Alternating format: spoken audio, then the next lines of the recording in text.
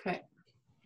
Excellent. Thank you ever so much for this opportunity. Yeah, I don't want to send everybody to sleep like last week, so I'll try and make it as interactive as possible.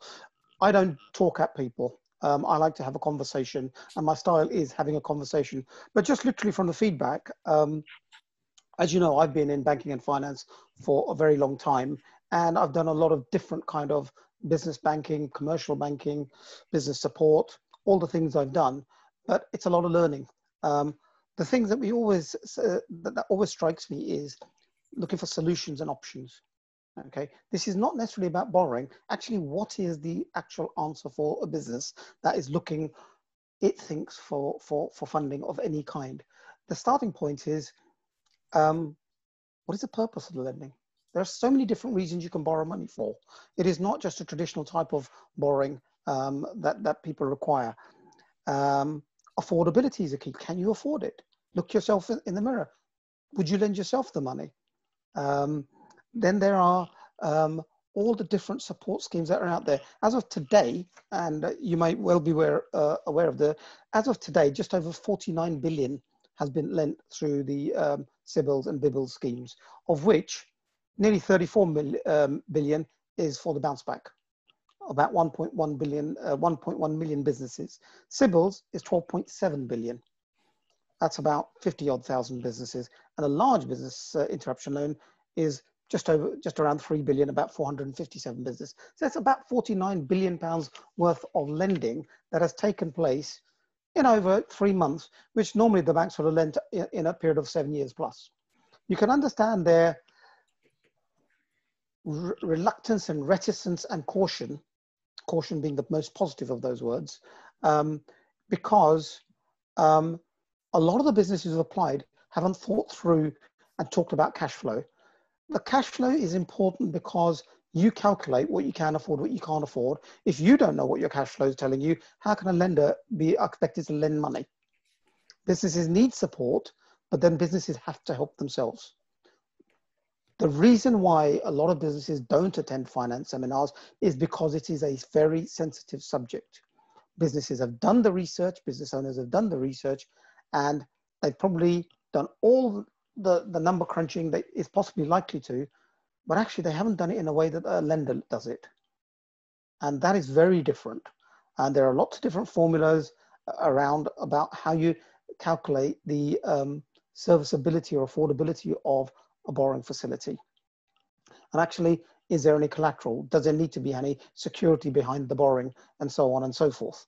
So really and truly, it's making businesses understand that actually, what is the purpose for all of this? Why are they doing it? Is the timing right? Okay. Yes, the business, remember, all the government schemes are all about cash flow, working capital. They're not about the natural growth of a business where it needs to acquire property, acquire another business to help it expand, to grow, or to diversify. If you look at business planning or business continuity planning or disaster recoveries and all the impact analysis, and Jane has been very kindly in publishing some of my articles, there are 3 key things they say in a business plan. And one of them is, what's your exit strategy? Where are you going with all of this? Another one is, are you going to divest or diversify? Now, thought needs to be given to these elements of the business. Where are you taking this? What is your ultimate aim? Is it to grow and sell it off at a short period or not? Okay, so business need to address that. And one of the things that the lockdown has shown to us is that actually businesses didn't give any of this any thought. The reason why they're in a problem and needed the urgency of the bounce back loan is because that gave them breathing space. Some of them just took the money because they had thought about it and need it as a contingency, because originally we were told that actually there'll only be one spike, we have a V-shaped recovery. That's become a little bit more questionable. If you have a W-shaped recovery or a staggered recovery or whatever, then they'll need the funding because there is not enough activity for their normal type of business to see them through this. So there are all these factors that businesses need to take into account. And all lenders have a very specific criteria depending on the business sector you're in. And one of the things that I do with my knowledge is actually when I get an application or an inquiry from a client, it's structuring the deal and arranging the appropriate kind of finance that is actually going to answer the questions that a lender is going to ask. In the past, they've looked for forecasts with the underlying assumptions. Now they're looking for retrospective. They're saying, how did you perform? What are you doing? How's your business been impacted by COVID? And have you followed these guidelines? Yeah. So now it's actually an about turn from lenders' perspective, because actually it's not easy to predict the future, even now. A lot of the forecasting I've done has been quarter by quarter. So we know that, let's say, businesses pessimistically have been performing 50% of what they did last year. Okay. Let's say in the quarter from September to December, there's an upturn and they do 70%, 5% of what they did last year. And then in March next year, they say, okay, we're going to be about 80% of what we did last year. And that's our forecast. And we built in the risk analysis assessment. So we're going to be cautious. That is a better way of doing it, quarter by quarter, than actually trying to do a full year, because we don't know what's going to happen in a full year. All the underlying assumptions, etc., that we previously worked on simply don't exist. People have had to start from scratch in writing their business plans, so on and so forth, that you all have mentioned earlier on today. So, you know, with that background, with that backdrop, I guess it's over to you guys.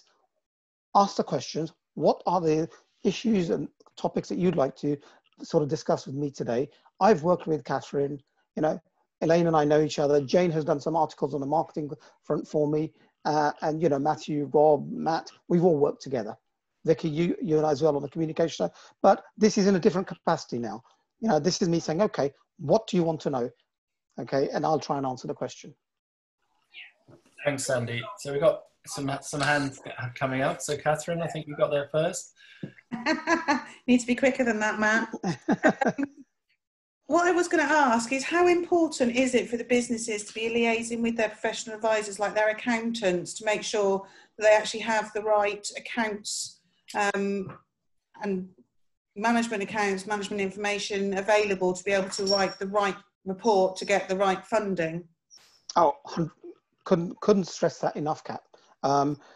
This is another area which has been highlighted during COVID, that actually your professional advisors who may know one or two things better, who understand and can talk the language of lenders, okay, particularly the financial analysis, you must be. If you haven't already, you know, you've got to have someone who you can literally just bounce ideas off.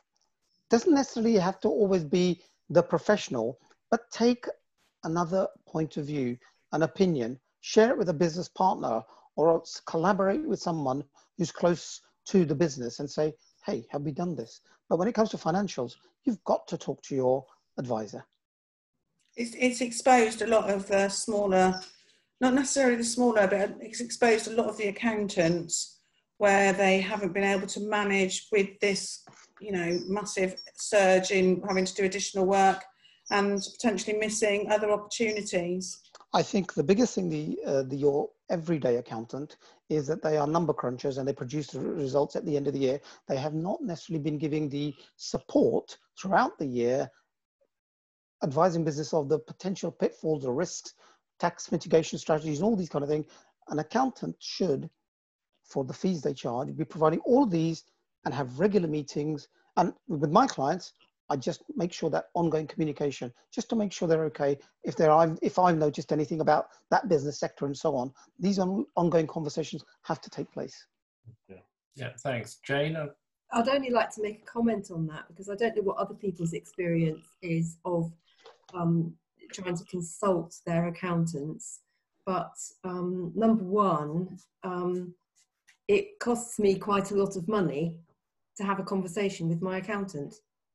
Isn't that kind of appalling? That's appalling.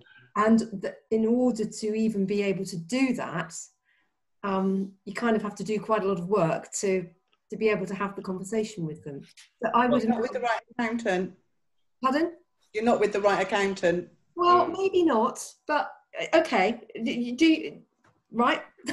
Yeah. Great. Not saying us necessarily, but this is where there's lots of different accountants out there. Yes, there are some that will charge you every time you pick up the phone to ask a question, but there's a lot more nowadays that are actually almost encompassing that they want you to pick up the phone and ask questions, and that's encompassed in the charge that they'll charge you, which won't necessarily be anywhere near as expensive as what you might be paying currently. Okay. It's asking around.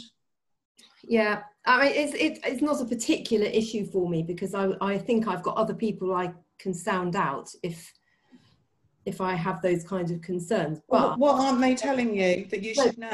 I would personally, I would probably not even be really consulting them at all. And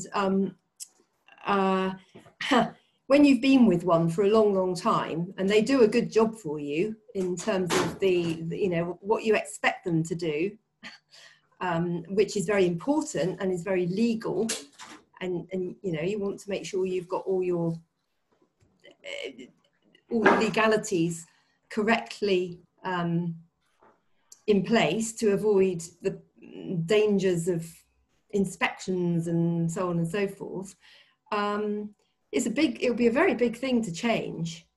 So yeah, everything you've just mentioned there is a standard with the accounting. As long as they are a qualified accountant, every single qualified accountant has to go with that legislation and filing deadlines, etc. Okay, I think I've maybe raised a bit of a non-issue because to be honest, mine is all quite simple to work out. I can do my sums and I can kind of see where things are going and why they're not looking very good, and work out ways to try and you know, mitigate. And so maybe what I'm saying is just not really relevant to everybody else.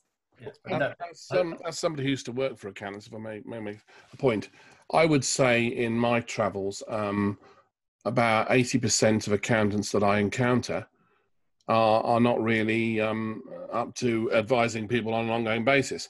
And if that was the case, people have got to answer the question as to how there was such poor contingencies when this happened. You know, people were screaming out for money and cash and what have you within weeks. You know, we would always make contingencies.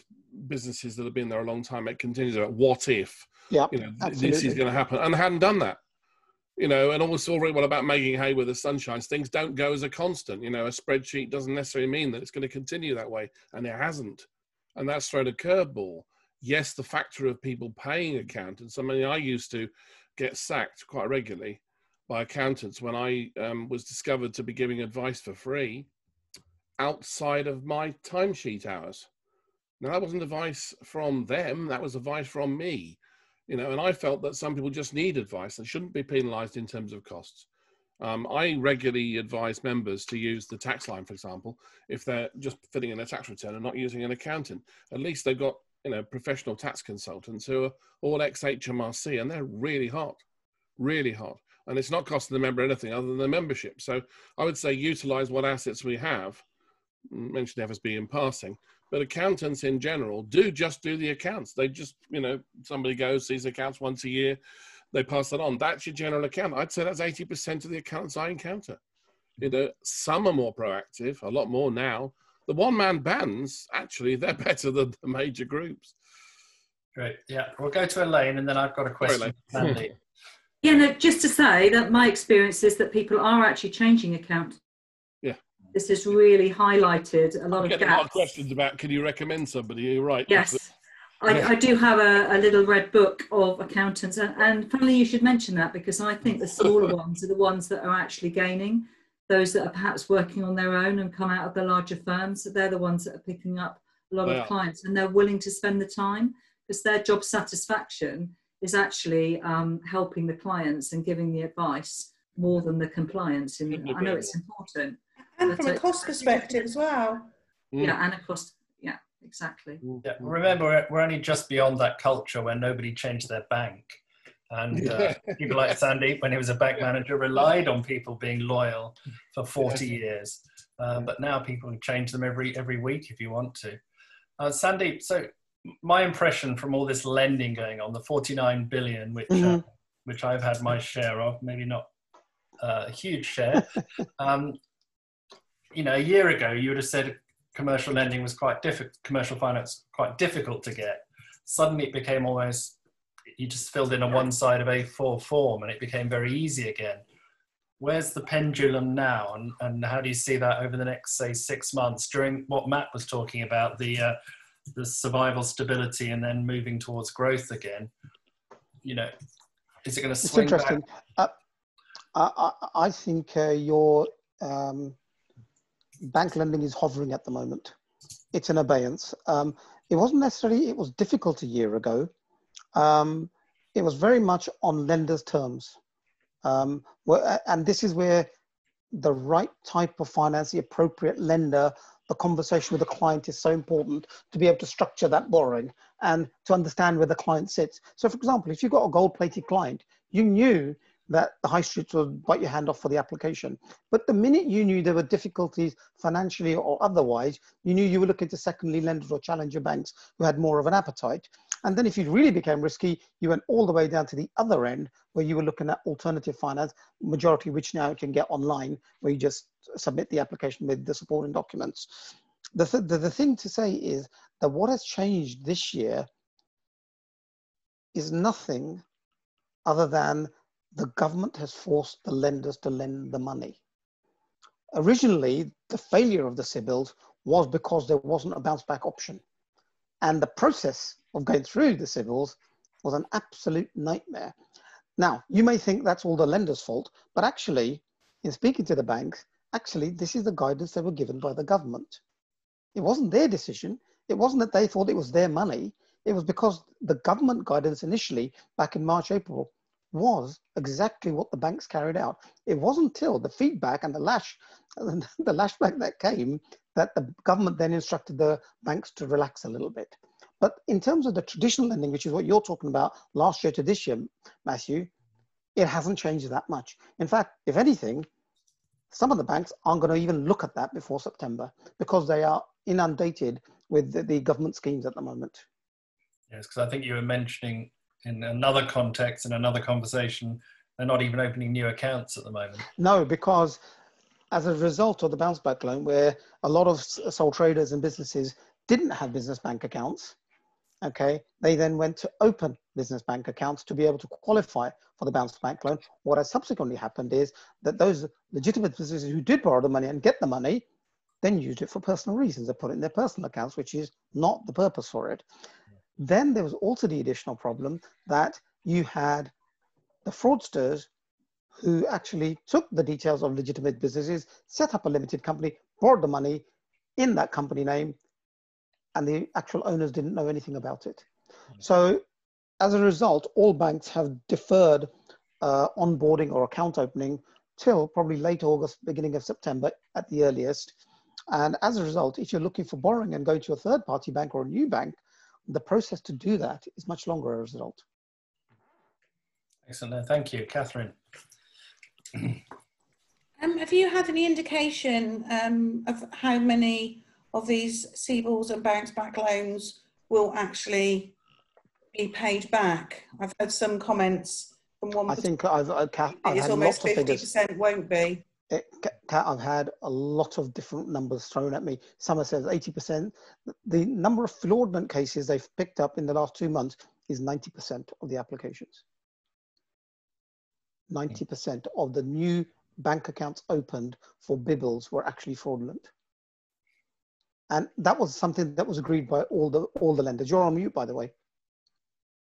You're on mute. I know, sorry, I didn't want to talk. I was listening to you. No. That was of the new accounts open to enable BBL was actually fraudulent. But there's all kinds of, remember the banks are bracing themselves, and it's in today's news, that actually there'll be collections agencies in a year's time because they do anticipate bad debt.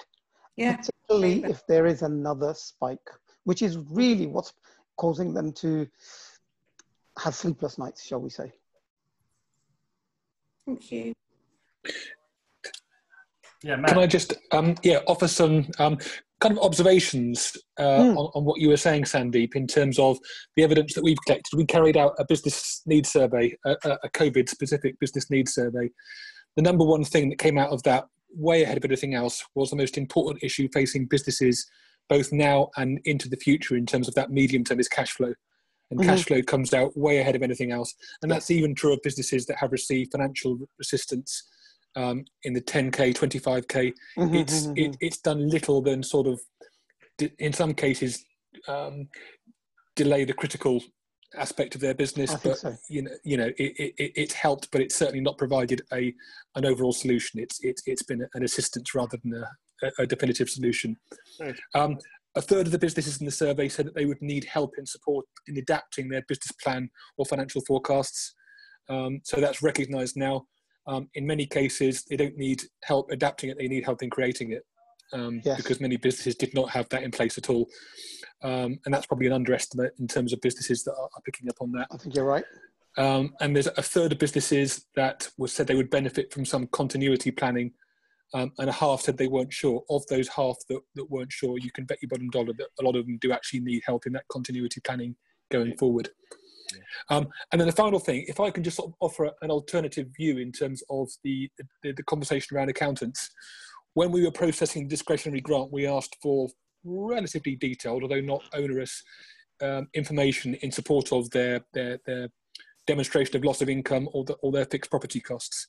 Businesses that had that information up and together, often in form of that supported by an accountant, got their money far more quickly and far more easily, where they were able to provide the information quickly to us, than those businesses that didn't really have that in an organised fashion through accounts or other means. So you probably, when looking at accountants, got to balance up the difference between cost and value. And those that had that information, they certainly, in terms of value, got that money far quicker. Yeah, no, I would totally agree with that. But here's the thing, Matt, of that survey carried out, right? Where are those people who need that continuity planning and haven't even done it, etc. You see, they're the people we should be speaking to. Now, it's not about a fee income for me, because like a lot of you, I don't charge a fee for the initial conversation. Then I'm quite transparent about it and say, what is right for the customer? What, do they need signposting? If I'm literally going to spend 2 seconds signposting them where to go, I'm not charging for that. You know, morally, that stands so wrong with me. But where I'm actually going to do genuine work, and this is what I'm saying about the accountants, because if all these businesses didn't need it, help and support, where were their financial support at the time when they needed them? Actually, a very interesting survey carried out by RSM, and I attended them a couple of weeks ago, Kat, where they talked about what happens now. They asked a number of the lenders, clearing banks, specialist banks, and alternative finance, and they asked them, how long did they think they would be before they'd be lending back to normal? And most of them said between 3 and 9 months. And they said, how long do you think it will be before the economy recovers and customers are coming back in their normal? And again, they said 9 months. Now that was 2 weeks ago. So we're into 2021 already. So businesses do need that support, and we need to be, I guess we need to be sending that message. And if anything underlines the point, without wanting to labour the point, we've had 30, 40 people on other workshops. The one area that businesses identify as being the most important is cash flow, and we've got far fewer people here. It doesn't add up. Yeah. You're right, but maybe it's because it's Sandeep. I don't know. But I guess my question then, I'll go to Catherine. I wonder how many businesses had their accountant call to ask how they're doing during the last 3 months, 4 months. Well, it wasn't as good as you most probably wanted it to be. But I think, are you finding with the inquiries that are coming through, Sandeep, that is it people just want a business loan, or are they looking at all the alternative forms of finance like invoice finance or asset finance, or remortgaging, doing a commercial mortgage or remortgaging their personal house? Or is it just that everybody's going, I just want a lump sum of cash, the here and now, to get me over this programme? And, you know, and talking about the accountants, actually getting the accountants to switch on that there is more than just a bank overdraft out there. Yeah. I mean, the applications and inquiries I get are at the initial stage, making them understand the type of finance that's right for their purpose. And actually the term of the loan is appropriate with the product they're going to get or the asset that they're going to buy. Okay, so the initial conversation is trying to understand it and then saying, this is the right kind of finance for you. Gone are the days where one lump sum loan will do. It doesn't. Okay, so if you're going to borrow, you know, buy a car, are you going to do it for three years, 4 years, whatever? But asset finance is the thing. If you're talking about cash flow, it's invoice financing. the invoice financing doesn't have the limitations, i.e. the ceiling of an overdraft, because it's invoice driven and so on and so forth. And actually, to smash a myth, the cost of invoice financing now is no more than overdrafts. Okay, and the invoice finance players out there actually give you far greater flexible terms to be able to terminate the facility and so on and so forth than historically. So all of these features are available, but it's having that conversation to make people understand that. Thanks, Sandeep. We're into the last 4 minutes. Anything else you wanted to say, Sandeep? And then if anyone else... No, good.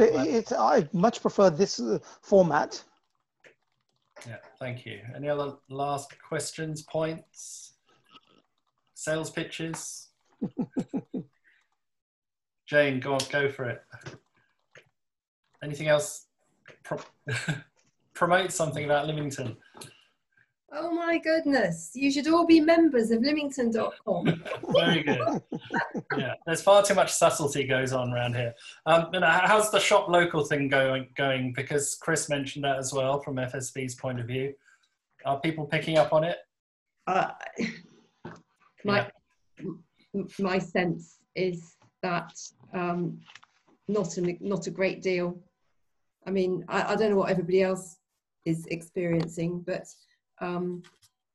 I just hear loads and loads of people saying that they don't want to go shopping. True, yeah. Face masks have actually been a barrier, literally, I think, recently. True, yeah. They will definitely take some getting used to, won't they? Yeah, because Matt, it was Fordingbridge, wasn't it, as well, who are having a bit of a push on that. Have you had anything back from them? Not specifically, no. I know they've run a couple of events on a couple of weekends up there, got a bit of media interest around it, but I don't know the specifics about what that's done to transform footfall. Yeah, okay, good. So if there aren't any other points and questions, next week we're delving into the murky world of content marketing. And Vicky, of course, knows everything about that, but this time we have Nikki instead of Vicky, and she's going to be presenting on content marketing and getting your message right and all of that.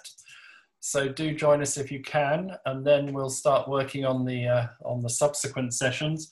Various of you on the call today volunteered to run a session in the coming weeks, so that was very kind. Thank you very much. And I'll come back to you and follow up on that. There's all sorts of things we're looking for. It is our intention to keep these going every week. Even while people are on holiday and even when the whole world goes back to whatever normal is. So if you do come across somebody who can speak in 20 minutes and no more and can present a topic in just a neat little package and raise some questions, ideally locally focused as well, then just please just ping me a note and say, I'll do that. Or, you know, I heard this talk on another Zoom and I'm happy to follow that up. But Sandeep, thank you as always for looking after finance for the whole of the New Forest, as you just did. Sandeep's also the finance boss for NFBP as well. So thank you for looking after us, and we will see you all next week. Cheers. Thanks, everyone. Thanks. Bye-bye. Thank you. Bye-bye. Bye. Bye. Bye. Bye.